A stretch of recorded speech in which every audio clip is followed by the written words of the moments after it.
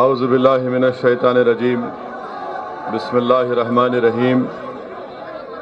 अस्सलामु अलैकुम व रहमतुल्लाहि व बरकातुहू।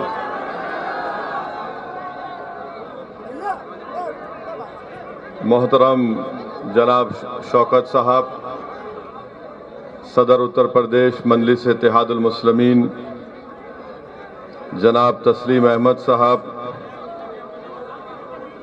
हमारी बहन जो हमारे बड़े भाई अतीक अहमद साहब की बेगम है, और जनाब अली जो अतीक साहब के फर्जन है, शमीम तुर्क साहब, मोहतरमा कंचन सिंह साहिबा, फरहान जुबैरी साहब, मोहतरम जनाब मोहम्मद इमरान बॉबी साहब, हाजी आरिफ साहब, फ़हीम अहमद साहब, मोहम्मद इमरान साहब, बिंद्रा साहब, नौशाद साहब, मौलाना मुफ्ती कामिल साहब, और शयनशीन और मंच पर बैठे हुए तमाम मौजूद हाज़रीन कराम, मेरे गयूर नौजवान साथियों, बुजुर्गान कौम और मिल्लत, मैं आप तमाम का दिल की गहराइयों से शुक्रिया अदा करता हूँ कि आपने अपना कीमती वक्त निकाल कर आज के इस जलसे में शिरकत की। और अल्हम्दुलिल्लाह इतनी बड़ी तादाद में आप तमाम का यहाँ पर जमा होना किठौर में ये इस बात का पैगाम देता है कि इंशाअल्लाह ताला आप तमाम की दुआओं और साथ की वजह से किठौर में इंशाअल्लाह ताला अब की बार विधानसभा के चुनाव में मजलिस इत्तेहादुल मुस्लिमीन के उम्मीदवार को आप लोग कामयाब और कामरान करेंगे। मुझे यकीन है कि किठौर में एक तारीखी तब्दीली आप लोग पैदा करेंगे। और मेरे अजीज दोस्तों और बुजुर्गों,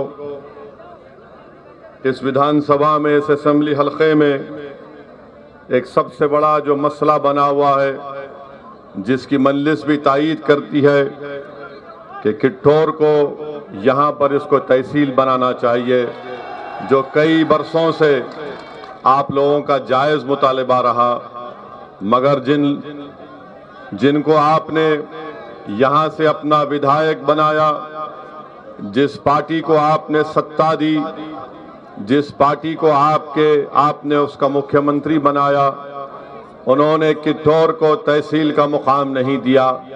मैं आपसे वादा कर रहा हूं कि इंशाअल्लाह ताला आप आने वाले असेंबली और विधानसभा के इलेक्शन में मजलिस के हक में अपने वोट का इस्तेमाल करिए। हम उत्तर प्रदेश की असेंबली के दोरो दीवार को वहां पर खड़े होकर उत्तर प्रदेश की विधानसभा को मिलाकर रख देंगे, ताकि किठौर में इसको तहसील का मुकाम दिया जा सके। वहीं पर मेरे अजीज दोस्तों और बुजुर्गों, आपका एक और अहम मसला यह है कि जो काली नदी है, इसकी सफाई और डिसिल्टिंग का इंतज़ाम जो कभी भी नहीं किया गया, मगर ये बताता है कि योगी आदित्यनाथ की सरकार और बीजेपी की सरकार ने किठौर विधानसभा को खास तौर से नज़रअंदाज करके रख दिया गया। वहीं पर आप जानते हैं कि किठौर से अगर मीरठ शहर जाना है तो माशाल्लाह रोड नज़र नहीं आती, खड्डों में रोड नज़र आती है, इसका भी काम नहीं किया गया। मैं आपसे वादा करता हूं कि इंशाअल्लाह ताला इस मसले को भी मजलिस का विधायक जो अगर आपकी दुआओं और वोट से कामयाब हुआ, वो इसको पूरा करेगा। दूसरी चीज मेरे अजीज दोस्तों और बुजुर्गों, इंटर कॉलेज की बिल्डिंग तो बनी हुई है, मगर बाबा की सरकार ने उसमें कॉलेज की बिल्डिंग में कॉलेज को शुरू नहीं किया। ये भी एक बहुत बड़ा मसला यहाँ पर बना हुआ है। यहाँ पर अस्पताल की शदीद जरूरत है, मगर इसके बावजूद भी यहाँ पर अस्पताल का कोई इंतजाम, माकूल इंतजाम नहीं किया गया। आपके इस विधानसभा में बल्कि अतराफ में दो चीनी की फैक्ट्रियां हैं, एक मवाना में और दूसरा मेहुद्दीनपुर में, मगर किसानों को उससे कोई फायदा नहीं होता। मैं आपसे ये भी वादा कर रहा हूं कि इंशाअल्लाह ताला आप मजलिस के उम्मीदवार के हक में अपने वोट का इस्तेमाल करिए। हम आपसे वादा कर रहे हैं कि किठौर में इंशाअल्लाह ताला यहाँ पर एक फ्रूट मार्केट हम बनाएंगे। यहाँ आप जानते हैं कि किठौर और शाहजहांपुर से सारी दुनिया में आम खाए जाते हैं। आप आम खिलाते हैं तो देश के प्रधानमंत्री किठौर का आम दूसरे देश के बड़े बड़े जिम्मेदारों को भी जाते हैं। सफेदा, लंगड़ा और ये दशहरी सब यहीं से जाता है। मैं आपसे वादा कर रहा हूं कि इंशाअल्लाह ताला यहाँ पर फ्रूट मार्केट बनाई जाएगी। मेरे अजीज दोस्तों और बुजुर्गों, मैं अपनी तकरीर के आगाज में इस विधानसभा के अहम मसाइल को आपके सामने बयान किया। अभी आपने हमारे उत्तर प्रदेश के अध्यक्ष जनाब शौकत साहब से तफसीली गुफ्तगू सुनी। उससे पहले आपने हमारे भाई जनाब अतीक साहब जो अहमदाबाद की साबरमती जेल में उनको वहां पर रखा गया, वहां से उन्होंने अपने तकलीफ का इजहार अपने खत के जरिए से किया, अपनी उम्मीदों का, उनकी ख्वाहिशात का उन्होंने जिक्र किया। अभी हमने अपनी बहन से जनाब अतीक साहब के खत को पढ़ते हुए सुना, और अगर आप उस गौर से उस खत को सुनेंगे जिसको हमारी बहन ने पढ़कर सुनाया, तो अतीक साहब ने कभी भी अपने लिए कोई बात नहीं की। अतीक साहब ने जेल में बैठकर हम तमाम को पैगाम दिया कि वक्त आ चुका है कि उत्तर प्रदेश के मुसलमानों को अपनी एक सियासी क़यादत को बनाना बेहद जरूरी है। आज वक्त आ चुका है कि आप अपनी सियासी ताकत का मुजाहरा करें। आज वक्त आ चुका है कि आप अपने वोट की अहमियत को और उसकी ताकत को समझें। मेरे गयूर नौजवानों, किठौर के मेरे बुजुर्गों, मेरी इज्जतदार माँ और बहनों, असदुद्दीन ओवैसी उत्तर प्रदेश को और किठौर को इसलिए नहीं आया है कि मैं लफाजी कर कर अपनी मकबूलियत में इजाफा कर लूं। मैं यहाँ पर इसलिए नहीं आया हूँ कि मैं अपनी और शोहरत में इजाफा कर लूं। मेरे आने का मकसद एक ही है, और अल्लाह मेरी इस नीयत को, मेरे दिल का हाल जानता है। हमारे आने का मकसद एक ही है कि किठौर में मुसलमानों की एक सियासी लीडरशिप बने, किठौर में मुसलमानों की क़यादत बने। और क्यों नहीं बननी चाहिए? जब किठौर हो, मीरठ हो, वेस्टर्न यूपी हो, उत्तर प्रदेश हो या पूर्वांचल हो, उत्तर प्रदेश में हर समाज ने, हर जात ने अपनी अपनी एक सियासी लीडरशिप को बना लिया है। उनका एक नेता है। इतने बड़ी तादाद में उत्तर प्रदेश में मुसलमान हैं और आपकी कोई सियासी लीडरशिप नहीं है। हाँ, इनफरादी तौर पर जैद और बकर होंगे, मगर वो इनफरादी तौर पर पूरे कौम और मिल्लत की क़यादत नहीं कर सकते। मैं आपको पैगाम देने आया हूं, मैं आपको गुजारिश करने आया हूं कि आपको अपनी क़यादत को बनाना है, अपनी लीडरशिप को बनाना है। जब आपकी क़यादत और लीडरशिप किठौर के बसने वाले गयूर नौजवानों की सफों से कोई एक लीडर बनकर खड़ा होगा, जिसको किठौर के बुजुर्गों की सरपरस्ती हासिल होगी, तो तभी जाकर इंशाअल्लाह ताला हम उत्तर प्रदेश की सियासत में एक इनकलाब बर्पा करेंगे। इनकलाब उस वक्त बर्पा होगा जब आप अपने वोट से अपने कैंडिडेट को कामयाब करेंगे। इनकलाब इससे बर्पा नहीं होगा कि आप कभी सपा को, कभी बीएसपी को, तो कभी कांग्रेस को आपने वोट दिया। बताओ तुमने और हमने क्या हासिल किया? हमारे मुकद्दर में गरीबी और मुफलिसी आई, हमारे मुकद्दर में जेलों में हमारे नौजवानों की जवानियों को बर्बाद कर दिया गया, हमारे मुकद्दर में फसादात आए, हमारे मुकद्दर में एनकाउंटर आया, हमारे मुकद्दर में ये तबाही और बर्बादी आई। हमारे बच्चों को स्कूल का इंतजाम नहीं, हमारे नौजवान 2% ग्रेजुएट होते हैं। सबसे ज्यादा drop out rate Uttar Pradesh में अगर किसी का है तो मुसलमानों का है। ये मजलिस का पैगाम है। इन नाइंसाफियों का हम खात्मा करना चाहते हैं। और मैं आपसे अपील करने आया हूं, मैं आपसे गुजारिश करने आया हूं, मैं आपके सामने भीख मांगने आया हूं, मेरे लिए नहीं। मैं आपसे भीख मांगने आया हूं कि मुत्तहिद हो जाओ। उत्तर प्रदेश की विधानसभा में उत्तर प्रदेश के मुसलमानों, अपने वोट की अहमियत को समझो। तुम 19% हो, तुम मामूली नहीं हो, तुम 19% हो। अगर तुम मुत्तहिद हो जाओगे तो याद रखो उत्तर प्रदेश के मुकद्दर के फैसले तुम्हारी आवाज के बगैर अधूरे रहेंगे। शर्त यह है कि हमको मुत्तहिद होना है। यकीनन हमारे उत्तर प्रदेश हो या भारत हो, मुसलमानों में एक डाइवर्सिटी है। हमारे पास भी आलाजात के हैं, ओबीसी समाज के लोग हैं, मगर क्या हम हमारे हिंदू भाइयों से सबक हासिल नहीं कर सकते कि कैसे ओबीसी समाज ने अपने अपने नेताओं को बना लिया? क्यों बनाया? क्योंकि वो मुत्तहिद हैं, अपना वोट उस नेता को डालते हैं। और हमसे क्या कहा जाता है मुसलमानों से? जब कभी भी, भाई साहब तो रुक जाइए थोड़ी देर के लिए, रुक जाइए। जब कभी भी चुनाव आते हैं, एक ही जुमला आपसे शुरू हो गया होगा, मुसलमानों जिंदगी मौत का इलेक्शन है उत्तर प्रदेश का। यानी हर इलेक्शन जिंदगी मौत का रहा हमारे लिए। हर आखिर आदमी आकर कहेगा ये दल्ले आएंगे।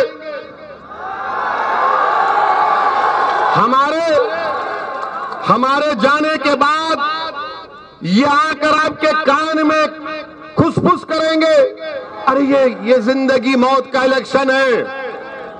ये सब आकर कहेंगे जिंदगी मौत का इलेक्शन है। ये ओवैसी भड़काऊ भाषण देता है, ये ओवैसी जज्बाती बात करता है, नौजवान उसकी बात को दाद देते हैं। ओवैसी भड़काऊ भाषण नहीं देता, ओवैसी ना जज्बाती भाषण देता है, ओवैसी सच को बयान करता है। और अल्लाह जानता है इस बात को, मैं सच को बयान कर रहा हूं। मैं आज भी कह रहा हूं, भारत में अगर कोई असदुद्दीन ओवैसी का मुखालिफ है तो एक वक्त और मुकाम तय करो, बहस कर लेंगे। तुम 10 मिनट में जूते उठाकर भाग जाओगे। पूरे उत्तर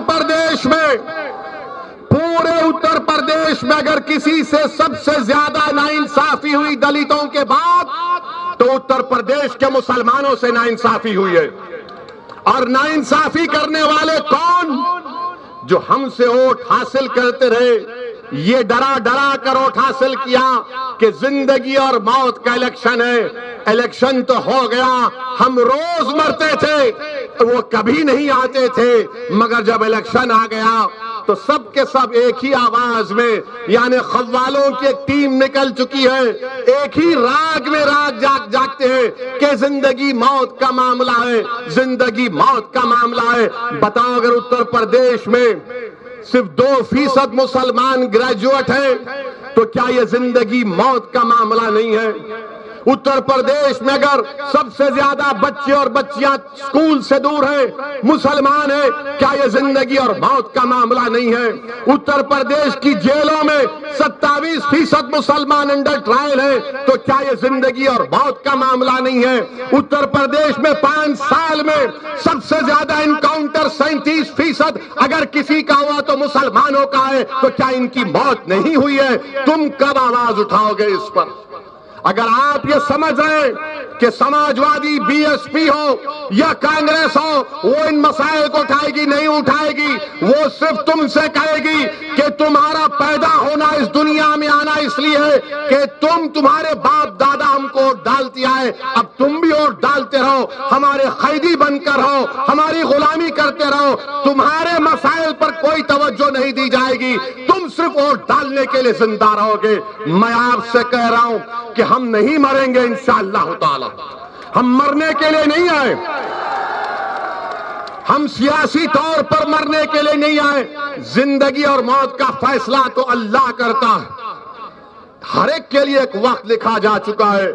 हम सब इस दुनिया में से जाएंगे, इस जमीन की ग़िज़ा बनेंगे, मगर ये तो बताओ तुम्हारी आवाज कौन है? कौन तुम्हारी तकलीफ को बयान करता है? कौन नौजवानों के दिलों में और नौजवानों की आंखों में जो ख्वाब है उसको कौन पूरा करेगा? कौन हमारी माँ और बहनें जो रात रात भर जागती हैं कि मेरा नौजवान बेटा घर अब तक नहीं आया, कहीं उसको पुलिस तो थाने लेकर नहीं चले गई? कौन उस माँ को इत्मीनान की नींद सुलाएगा? कौन उस बाप को उम्मीद दिलाएगा कि तुम्हारे औलाद का एक रोशन मुस्तकबिल है, इन चीजों पर कोई बात नहीं करेगा, इन चीजों पर कोई बात नहीं करेगा। बात किस पर करेंगे? वोट डालो, जिंदगी मौत का फैसला है, मुशाहरा कराएंगे। रमजान की ईद आएंगी तो ना उनको रोजे से मतलब, ना कुरान से मतलब, मगर घर को मुसलमान के आ जाएंगे टोपी पहनकर कि शीर खुरमा खिला दे। बकरीद आएगी तो कहेंगे कि बेटा कुछ गोश्त खिला दे। ईदगाह के सामने आकर ठहर जाएंगे, ईदगाह के सामने आकर ठहर जाएंगे, किसी गरीब मुसलमान को हाथ पकड़ के बोलेंगे आ गले लग जा। गले तो लगा लेंगे मगर दिल में जो धड़कने हैं वे तुम्हारी नफरत और बर्बादियों से भरी हुई है। ये सच्चाई बयान कर रहा हूं। मेरे अजीज दोस्तों और बुजुर्गों, इन अहम बात पर, इन नुकात पर, इन पॉइंट्स पर आपको गौर करना है। और हमारे जो मीडिया के लोग हैं,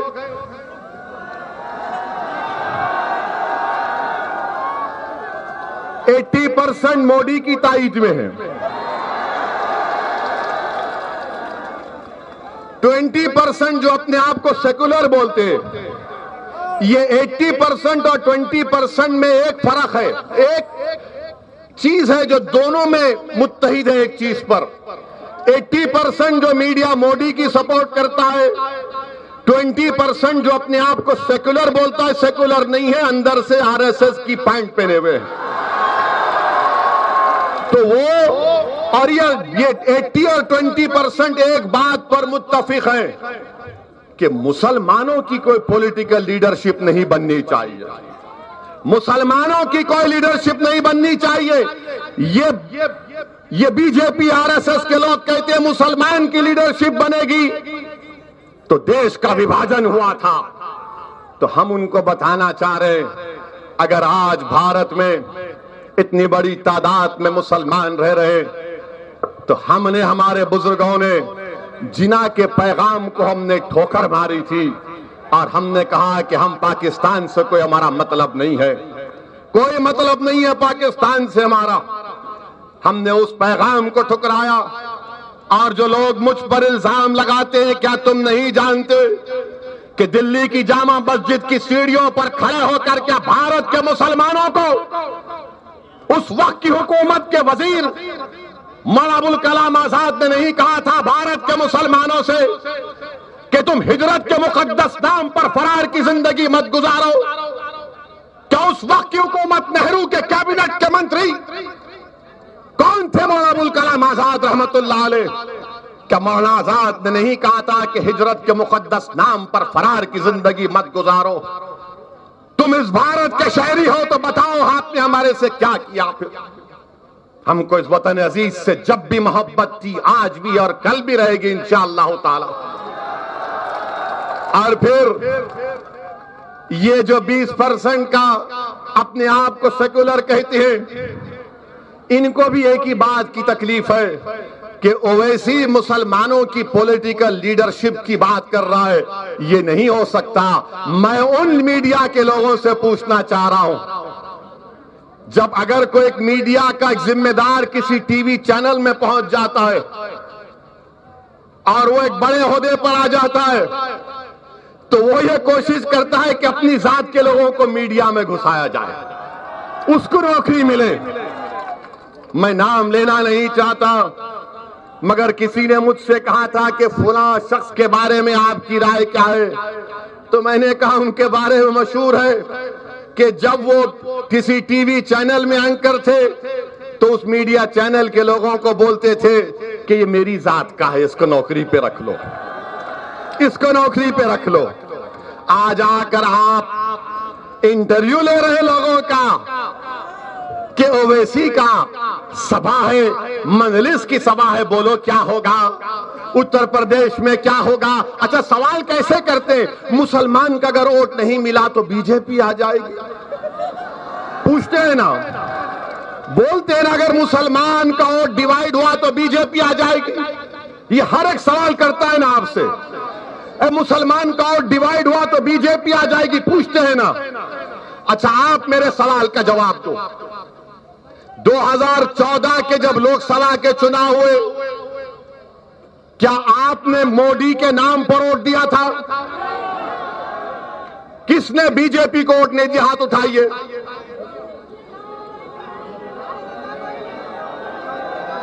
चलिए, एक सवाल हो गया। 2017 का विधानसभा का चुनाव हुआ, किसने योगी को या बीजेपी को वोट दिया? हाथ उठाइए। नहीं दिया? किसने नहीं दिया? हाथ उठाइए। चलिए, 2019 का लोकसभा का चुनाव आया, किसी ने बीजेपी को वोट दिया? आपने दिया तो नहीं दिया तो हाथ उठाइए। अरे 20% मीडिया आलो, चुल्लू भर पानी में डूब मरो, देखो ये हमारी वफादारी है।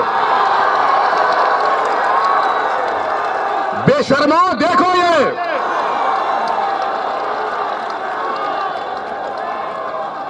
ना 14 में दिया, ना 17 में दिया, ना 19 में दिया। नहीं दिए ना? नहीं दिए ना? क्या तुम दोगे बीजेपी को वोट? क्या तुम मोदी को वोट दोगे?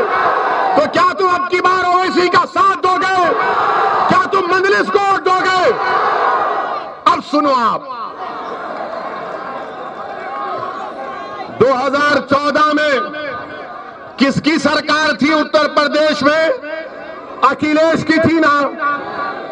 तो अखिलेश के परिवार के 5 लोग जीते, 5 जीते, और बीजेपी जीत गई पूरा। क्यों जीती बीजेपी? क्यों जीती बीजेपी? सही कहा तुमने, सही कहा तुमने। उन्होंने कहा, मैं नहीं कह रहा हूं, जनता कह रही है, वरना ये 80% 20% के दल्ले बोलेंगे तो वैसी बोला।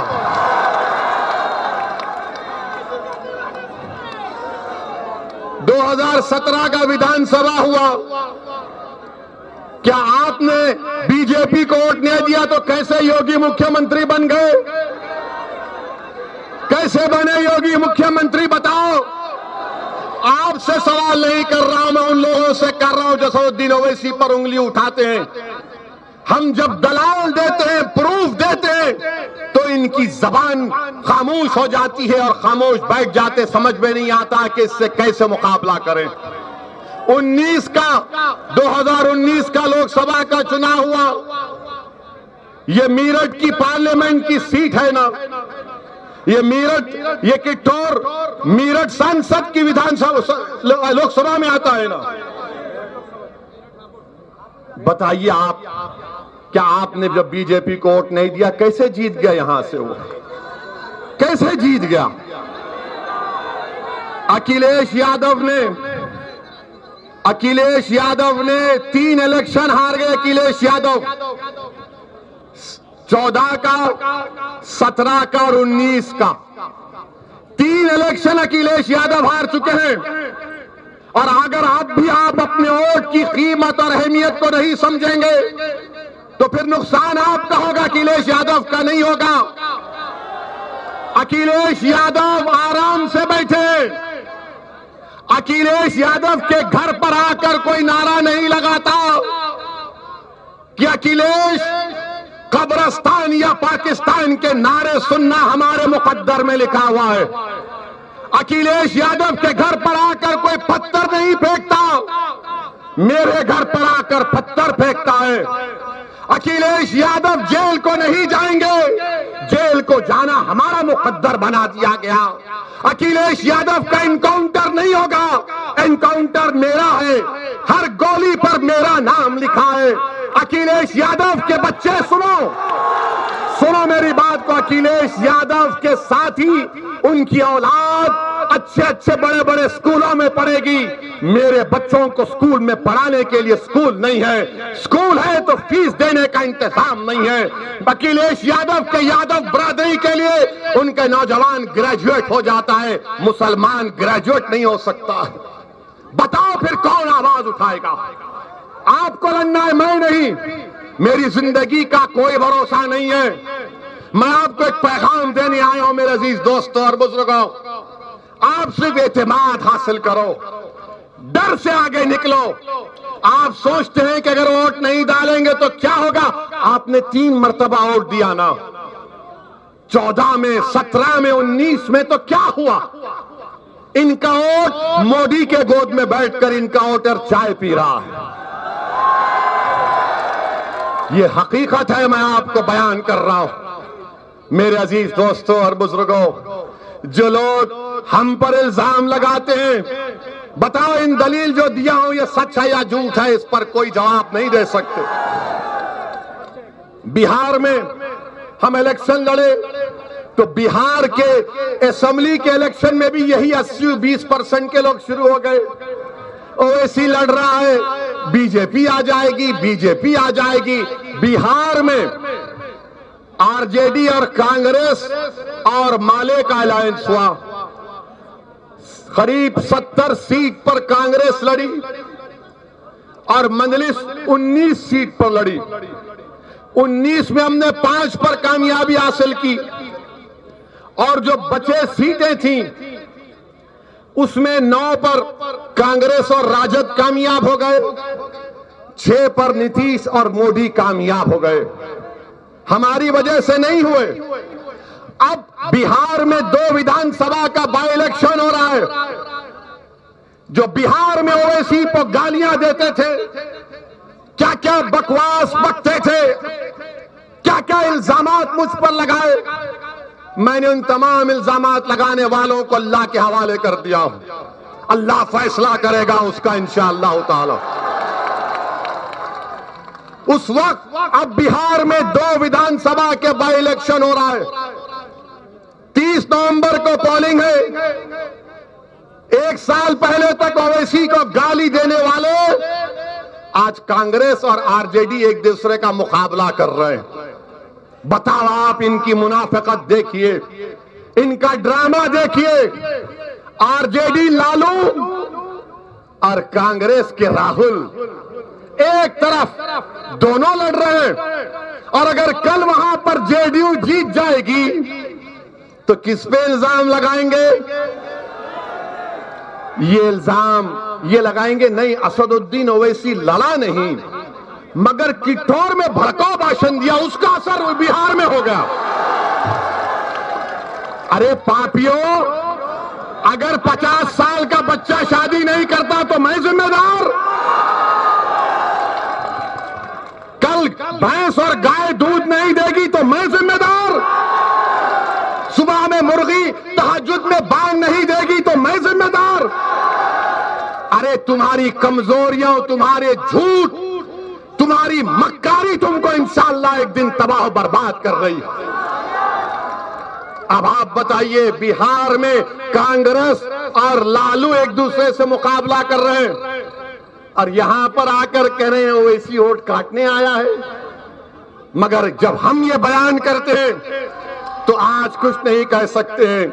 मेरे अजीज दोस्तों और बुजुर्गों, मैं आज के इस जलसे से आसिफ, मोहसिन, अलीम, शाहिद और आसिफ को ना सिर्फ खिराज अकीदत पेश करता हूं बल्कि अल्लाह से दुआ करता हूं कि अल्लाह सुब्हाना व तआला अपने फजल और करम से आसिफ, मोहसिन, अलीम, शाहिद और आसिफ को अल्लाह इनकी मग़फ़िरत करे, अल्लाह इनकी खबरों को नूर से भर दे, अल्लाह इनके माँ बाप को सब्र जमील अता करे और अल्लाह मुसलमानों में इनका नेक नेमोल बदल पैदा करे।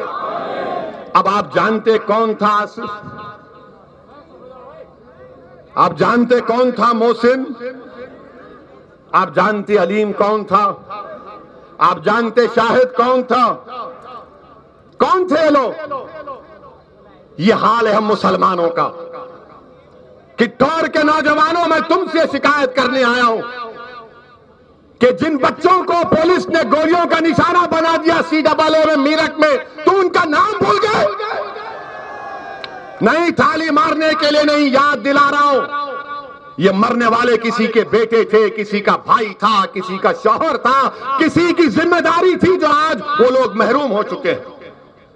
हम भूल चुके हैं ये हाल हम मुसलमानों का है, जिनके सीनों पर गोलियां मार दी गई इसलिए मारा गया क्योंकि मुसलमान थे, और आप उनको भूल रहे हैं।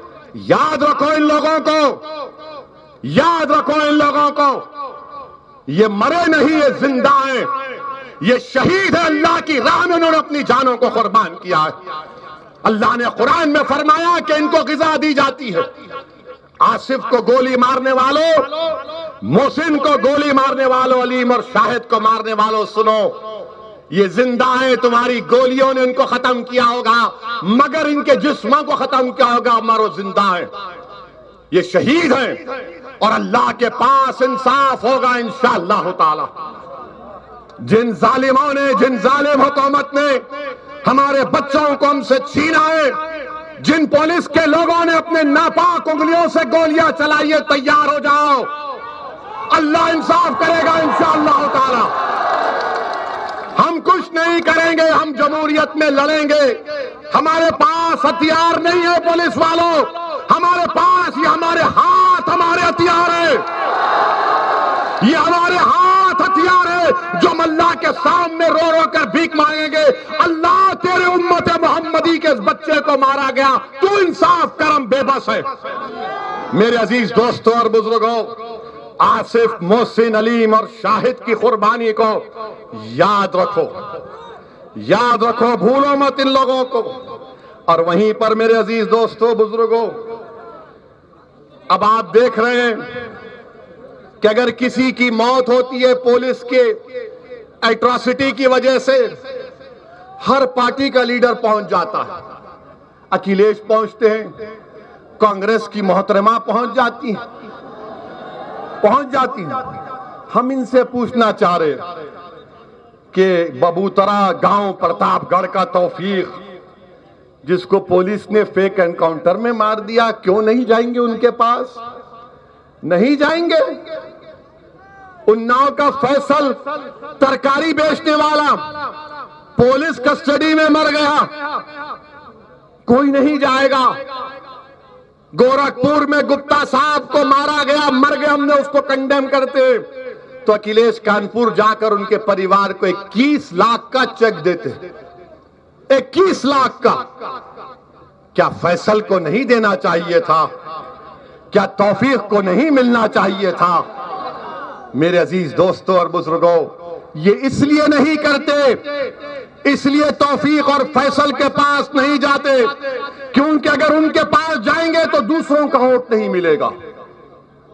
खुला कहते हैं, अगर हम जाएंगे तो दूसरों का वोट नहीं मिलेगा, तो फिर तुम हमसे क्यों वोट मांगते हो? हम क्या तुम्हारे गुलाम हैं? हम क्या, हमारे मुकद्दर में लिखा है कि एक को डाले बाप को डाले, बेटे को भी मुख्यमंत्री बनाया, एक एक परिवार से 3-3 को प्रधानमंत्री बनाया, कितनों को यहां पर विधानसभा भी जाया, सांसद बनाया, मगर इंसाफ कहां हुआ बताओ? यही मंजलिस की लड़ाई है इंसाफ की। मेरे अजीज दोस्तों और बुजुर्गों, फिर मौला कलीम सिद्दीकी को जानते हैं? जानते मौला कलीम सिद्दीकी को? कितने लोग जानते? हाथ उठाओ। वही हाथ वैसा ही रोको। कितनों ने कलीम सिद्दीकी का नाम लिया? कौन सी पार्टी ने नाम लिया बताओ? क्या सपा ने लिया? क्या बीएसपी ने लिया? क्या कांग्रेस ने लिया? क्यों नहीं लेते? पूछो अपने आप से।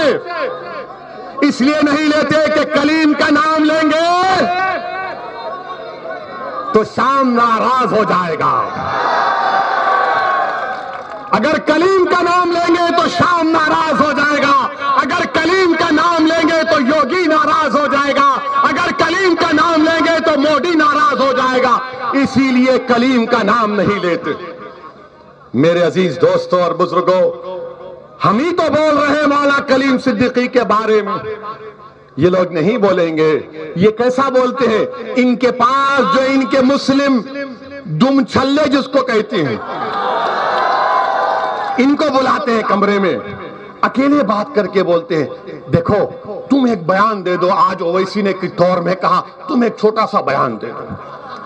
जब वो बेचारा मुसलमान हिम्मत करके कहेगा नेताजी आप कह दीजिए ना, हमारा मुसलमान खुश हो जाएगा, तो बोले नहीं नहीं नहीं, अगर हम बोलेंगे तो मोदी और योगी नाराज हो जाएंगे, उनका वोट नहीं मिलेगा। मगर हम वोट डालने वाले हैं। आप 3 इलेक्शन में वोट डाले, 14, 17 और 19, 22 में वो गलती मत करो। आप दोबारा वो गलती मत करिए, खुदा के लिए। हमारा मामला क्या है मुसलमानों का? हमारे घर में आग लगी है, हमारे घर में आग लगी है, और हमारे घर से दूर 200 कोस पर एक आवाज आती है, अरे हमारा घर जल रहा है। तो मुसलमान क्या कर, अरे पहले उसका घर जाके आग बुझाऊंगा। और हम वो घर को आग बुझाते हैं, वो घर वाले को बचा लेते हैं, जब वापिस आते देखते उसका घर खंडेर बन चुका है, राख में सब जल गया। अब घर को बचाना है, घर को किसी को जलाने नहीं देना है, घर पर आंच आने नहीं देना है, घर की दीवार को सलामत रखना है। और दीवार उस वक्त सलामत रहेगी नौजवानों जब तुम सलामत रहोगे। घर की इज्जत उस वक्त सलामत रहेगी जब बुजुर्ग नौजवानों की सरपरस्ती करेंगे। घर पर आज जब आय नहीं आएगी जब उस घर की मां और बहनें कहेंगी कि बेटे तू इस घर का मुहाफिज है, तू ठहर जा घर के सामने और इस घर पर किसी को हमला करने मत दे। मेरे अजीज दोस्तों और बुजुर्गों, आज मंजलिस आपसे यही अपील करनी आई है कि पहले अपने घर में चिराग जलाओ, अपने घर को रोशनी, घर में रोशनी पैदा करो, अपने घर में अंधेरा पैदा होने मत दो। मेरे अजीज दोस्तों और बुजुर्गों, फिर एक और वाकया, योगी आदित्यनाथ जिनको मैं बाबा कहता हूं, बाबा कहते हैं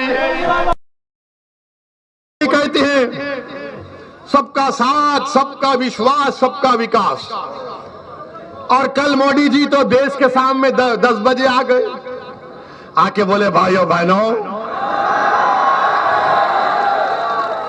हमने तारीख बना दी, 100 करोड़ वैक्सीन लग गए, 100 करोड़ वैक्सीन लग गए। मोदी जी जरा कम करके फेंकते तो अच्छा था। 100 करोड़ लगे, मगर कितने भारत के बाशिंदों को लगे? अच्छा, इसमें हाथ उठाइए, कितनों ने अब तक 2 टीके लगाए? कितनों ने 2 टीके लगाए? डरिए मत। कितनों ने 1 टीका लगाया? मोदी जी देखो,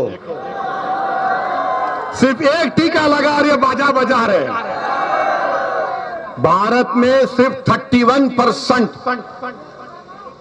जनता को 2 टीके लगे। और फिर मोदी जी कल ये भी गलत बोल दिए कि ये टीके भारत में बनाए गए। मोदी जी, हमारे कान में तो फूल नहीं है ना, हम थोड़ा बहुत पढ़ना लिखना जानते हैं। जो 100 करोड़ टीके लगाए गए, 90% बर्तानिया में, इंग्लैंड के बने हुए, यहां पर टेक्नोलॉजी दी गई। तो मोदी जी वो तो बर्तानिया का है ना, आप कहते हैं कि भारत में बनाए गए। और फिर क्या मोदी जी की सरकार ने नहीं कहा था मई और जून में कि दिसंबर 31, 2021 तक हर भारत के नागरिक को 2 टीके लग जाएंगे? नहीं लगेंगे दिसंबर 31 तक। कम से कम अगर यही रफ्तार रही तो 22 मार्च हो जाएंगे।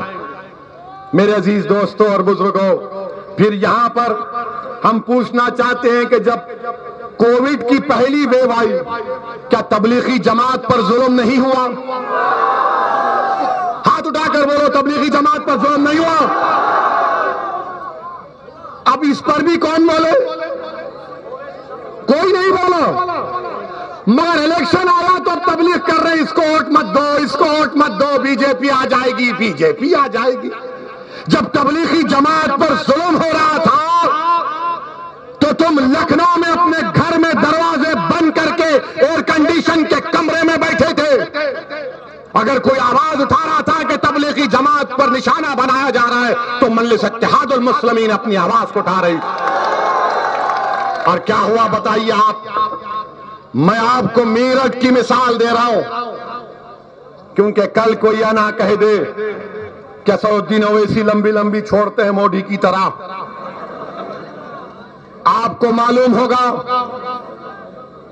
मवाना में एक जमात आई थी, वहां पर एक सब इंस्पेक्टर एक शख्स को बीमार हो गए तो खूब मारा उसको और बोला तू जमात में जाएगा। एक 60 साल के बूढ़े को पुलिस ने इतना मारा कि उसका पैर फ्रैक्चर हो गया। एक मवाना में एक ज़ईफ को, बल्कि उस एक शख्स के बाप को इतना मारा गया, एम्बुलेंस में ले जा रहे थे तो मार रहे थे।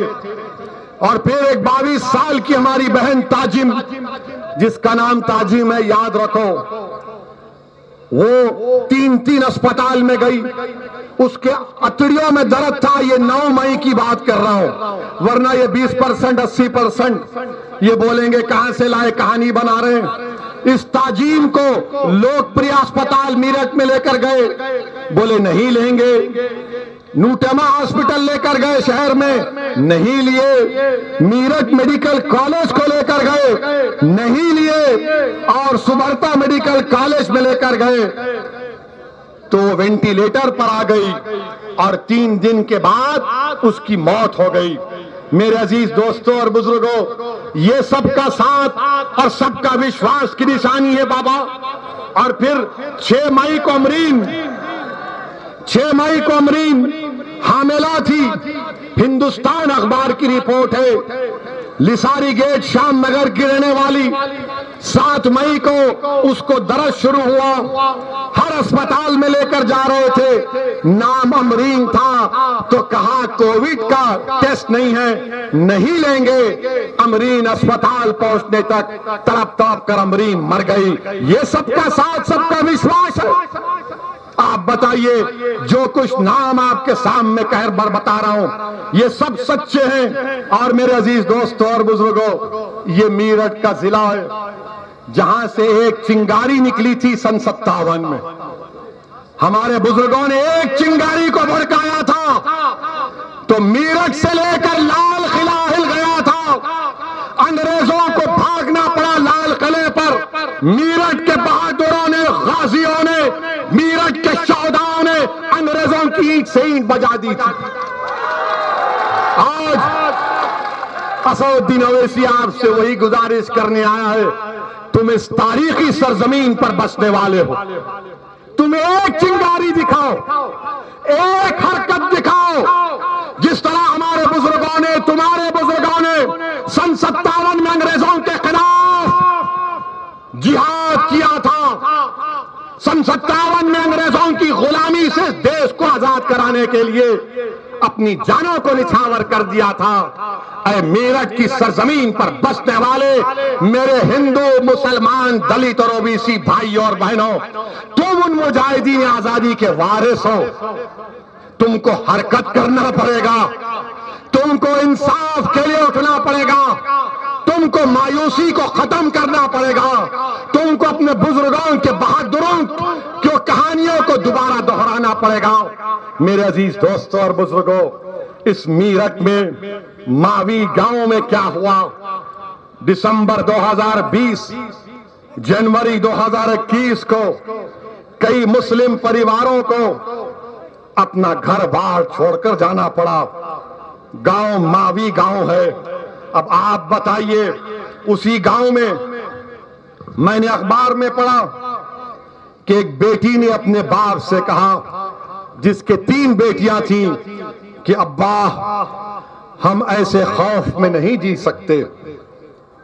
इस बच्ची ने अपने बाप से कहा, अब्बा हम ऐसे खौफ में जी नहीं सकते। मेरे अजीज दोस्तों और बुजुर्गों, कब तक खौफ में जिंदगी गुजारोगे? कब तक डर डर कर वोट डालते रहोगे? कब तक तुम अपनी औलाद के लिए वोट नहीं डालोगे, अपनी ताकत के लिए वोट नहीं डालोगे? मेरे अजीज दोस्तों और बुजुर्गों, फिर वहीं पर आप जानते हैं कि अक्टूबर 17, 2019 को शिमम खान इसको मीठा के नाम से पुकारा जाता। एनकाउंटर हुआ और इस पर इल्जाम लगा दिया योगी की पुलिस ने कि ये चोरी कर रहा था, मोटरसाइकिल चोरी की, सेल फोन चोरी का। जब शीमन खान उर्फ मीठा ने इंश्योरेंस के कागजात और बिल बता दिए तो पुलिस ने क्या कहा, गलती हो गई एफआईआर में लिखते हुए, गलती हो गई एफआईआर में लिखते हुए। और मीठा को क्या किया, मीठा को खेत में ले जाकर पेट में गोली मारी, फिर दूसरी गोली मारी, तीसरी गोली मारी तो उसकी रेल की हड्डी से निकल गई। आज भी शीमन खान मीठा अपाहिज हो चुका है। ये यहां पे जो 15 साल विधायक थे, क्या नाम है उनका? हाँ? क्या आपको ये मंजूर था शाहिद? मुंह नहीं खोलेंगे? शौकत गांव को आया तो बोलेंगे गोली मारेंगे। मैं इन लोगों को कहना चाहूंगा, अगर तुम्हारी गोली पर असदुद्दीन ओवैसी की मौत लिखी है तो मारो मुझे, मैं मरने के लिए तैयार हूं। मैं मरने के लिए तैयार हूं, मुझे मौत का डर नहीं है। मुझे डर इस बात का है कि जब कब्र में जाऊंगा और हशर के मैदान में उठा जाऊंगा, मैं क्या जवाब दूंगा अपने अमाल के बारे में। मारो अगर तुम्हारे दम है तो।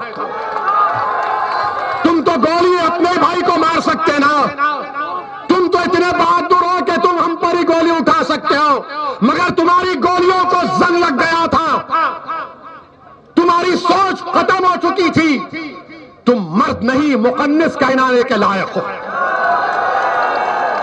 मेरे अजीज दोस्तों और बुजुर्गों, फिर आप देख इसने एक लंबी दास्तान। अच्छा, ये योगी की सरकार है।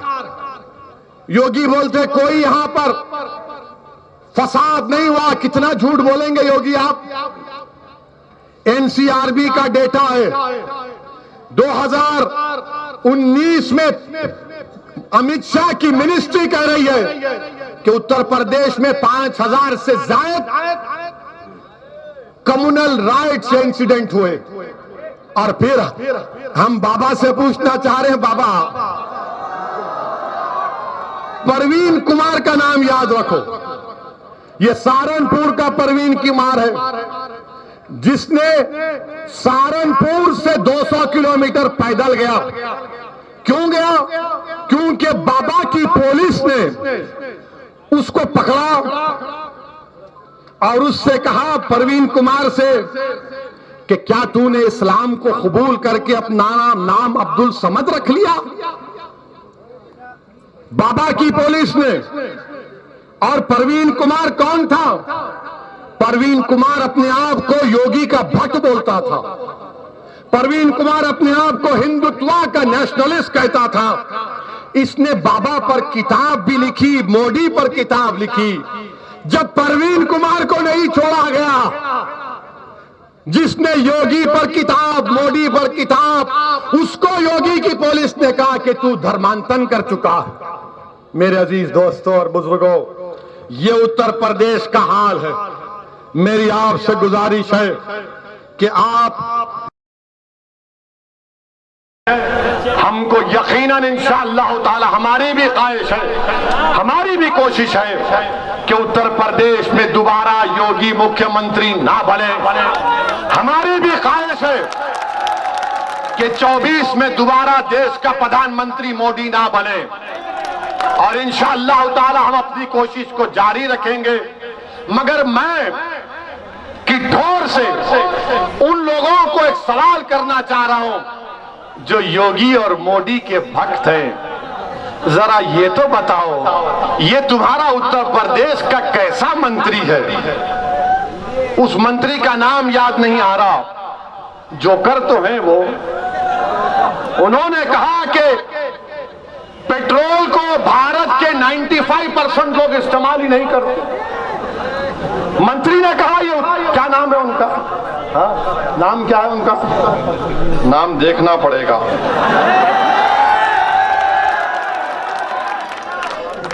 हाँ,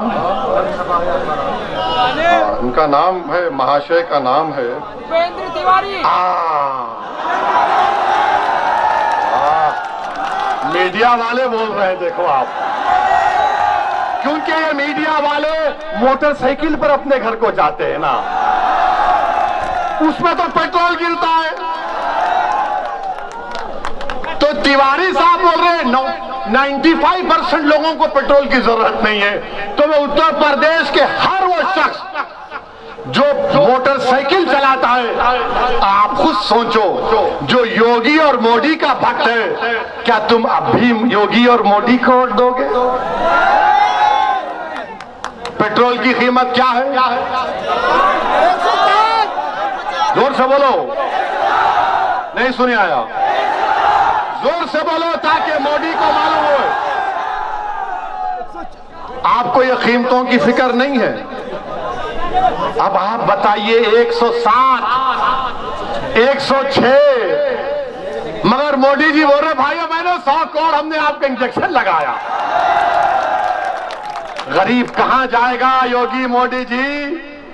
जब कोई पोलिंग बूथ को आता है गरीब, तो मोटरसाइकिल पर अपनी बीवी को बिठाकर पोलिंग बूथ को आता है। नौजवान आता है तो 3-3, 4-4 को बिठाकर बूथ को लाता है।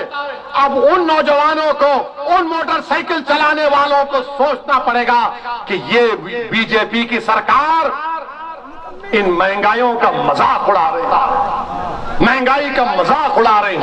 और मैं बीजेपी और आरएसएस के लोगों से पूछना चाह रहा हूं, कश्मीर में आपने बड़ा दावा किया कि 370 खत्म हो गया, सब खत्म हो गया, मगर 9 भारत के सिपाही मारे गए, 9 मारे गए थे ना। और मोदी जी क्या बोलते थे? मैं घर में घुस के मारूंगा, घर में घुस के। अब लद्दाख में चीन हमारे घर में घुस के बैठा है, हमारे बाप के घर में घुस के बैठा है। मोदी जी घुसने की जरूरत नहीं है, जो घुसा हुआ है उसको लात मार के निकालिए। नहीं निकालेंगे। चीन की जब बात आती है तो देश के प्रधानमंत्री खामोश हो जाते हैं। पाकिस्तान से टेररिस्ट आते हैं और हम मुसलमानों को कहा जाता है जा पाकिस्तान जा, तुझे गोश्त खाना है पाकिस्तान जा, तुझे वो करना है पाकिस्तान जा। अरे दीवाने, पाकिस्तान को हमारे दादा ने गई, तेरे को क्यों इतनी मोहब्बत है? मगर पाकिस्तान का नाम लेकर हमको गाली, मगर जब क्रिकेट खेलने की बात आ रही है तो कल दोनों क्रिकेट खेलेंगे। मैं मोदी जी से पूछना चाह रहा हूं, मैं आरएसएस के मोहन भगवत से पूछना चाह रहा हूं, मोदी जी, भगवत जी, ये आपका देश से प्रेम है क्या? मोदी और मोहन भगवत, वो जो देश के सिपाही मारे गए, उनके परिवार से कहेंगे आप कि कल का T20 का क्रिकेट मैच देखो। मरने वालों को आप कहेंगे कि देखो कल भारत और पाकिस्तान का क्रिकेट मैच हो रहा है। जिसके घर में अपने बेटे की लाश आई होगी उसको मालूम होगा। हमारा असलम आईटीबीपी में 27 साल काम किया, जिसने लद्दाख पर काम किया, भारत की सीमाओं की हिफाजत करा। इससे पूछो आप कि सीमाओं पर ठहरना कितना मुश्किल होता है, और हम क्रिकेट मैच खेल रहे हैं। वाह मोदी जी, वाह मोहन भगवत जी, ये आपका नेशनलिज्म अभी तक हमको समझ में नहीं आया। ये कौन सी मोहब्बत है? लोग बोलते कि नहीं नहीं वर्ल्ड कप का मैच है, वर्ल्ड कप का वर्ल्ड कप। जब हमारे सारे सिपाही मारे जा रहे और कश्मीर में 370 निकाल दिया। अमित शाह आज कश्मीर में, आपको मालूम, अमित शाह आने से 2 दिन पहले से श्रीनगर में स्कूल के बच्चे 12 साल के, 13 साल के, उनको रोककर उनके बैग को खोला जा रहा है, उनकी चेकिंग हो रही है। पूरा श्रीनगर को बंद कर दिया गया। अमित शाह 35 गाड़ियों में जाते, कितने? जब 370 निकल गया तो प्यारे 3 गाड़ी में क्यों नहीं जा सकते? आपने कहा कि सब खत्म कर दिए, क्या खत्म करें आप? मेरे अजीज दोस्तों और बुजुर्गों, लोग मुझसे भी सवाल करते हैं कि असदुद्दीन ओवैसी तुम्हारे साथ कौन है? मेरे अजीज दोस्तों और बुजुर्गों, ये जवाब सिर्फ ओवैसी का नहीं, ये जवाब पूरे उत्तर प्रदेश और भारत के मुसलमानों का है कि हमारे साथ कोई नहीं है। मैं जिम्मेदारी के साथ कह रहा हूं, पूरी जिम्मेदारी के साथ कह रहा हूं। और तुम अगर मेरी बात के यकीन नहीं करते तो अपने दिल पर हाथ रखकर अपने दिल से पूछो कि कौन तुम्हारे साथ खड़ा है, कौन तुम्हारे साथ खड़ा है? सिर्फ अल्लाह हमारे साथ, अल्लाह हमारे लिए काफी है। हस्बुनल्लाहु निअमल वकील। अपने हिम्मत और हौसलों को बुलंद रखो। ये देश हमारा है, इस देश की आजादी के लिए हमारे बुजुर्गों ने अपना खून पसीना बहाया। इस देश के उलमाओं ने जिहाद का फतवा अंग्रेजों के खिलाफ दिया। मेरे अजीज दोस्तों और बुजुर्गों, अफसोस होता है कि जो जबान, उर्दू जबान देश की आजादी में एक अहम रोल अदा किया, आज उर्दू जबान से नफरत पैदा हो गई। इतनी नफरत पैदा हो गई कि 4 मुसलमानों को नेशनल इन्वेस्टिगेटिंग एजेंसी ने गिरफ्तार किया और चारों पर इल्जाम क्या था कि उन्होंने ये कहा कि घी हम पहुंचा देंगे। क्या कहा? जोर से बोलो, घी हम पहुंचा देंगे। और एक इल्जाम क्या था कि उन्होंने कहा, उन 4 मुसलमानों ने, कि तुमने खिदमत की। तो NIA कहती है मोदी की, घी बम है, खिदमत अटैक है, हमला है। अरे कौन सी डिक्शनरी में लिखा है, कौन से फेरोजुल लुगात में लिखा है कि घी बम है, खिदमत हमला है? तो जज ने कहा यह सब झूठ है और मुकदमे को निकाल कर फेंक दिया। ये काम हो रहा है, ये काम हो रहा है। बहरहाल मेरे अजीज दोस्तों और बुजुर्गों, मेरी आपसे गुजारिश है कि उत्तर प्रदेश के आने वाले विधानसभा के चुनाव में मेरी आपसे दरमंदाना अपील है कि बगैर खौफ के, बगैर जहनी उलझन के, पूरे इत्मीनान और एतमाद के साथ, पूरे भरोसे के साथ मजलिस के हक में अपने वोट का इस्तेमाल करिए। अपने इत्तेहाद को मजबूत करिए। डरने और घबराने की जरूरत नहीं है। मैं आपके सामने नारा लगाऊंगा, आप मेरे साथ नारे का जवाब देंगे। नारे तकबीर, नारे तकबीर, नारे तकबीर। हिंदुस्तान, भारत। अस्सलाम वालेकुम व रहमतुल्लाहि व बरकातहू।